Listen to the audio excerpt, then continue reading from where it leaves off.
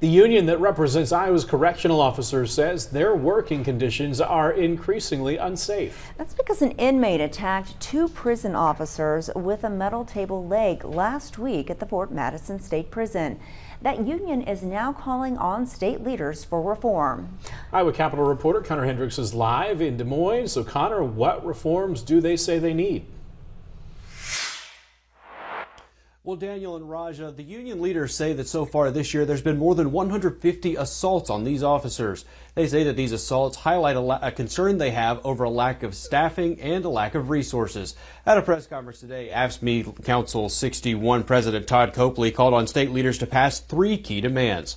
First, they want to increase staffing to reduce the workload on current staff and increase safety. Second, they want safety protocols in state prisons to be improved to protect staff from these attacks. Third, they want their collective bargaining rights restored. Republicans in the legislature limited certain union rights for public employees in 2017. They say restoring their negotiating rights will allow their employees to advocate for better working conditions and better treatment.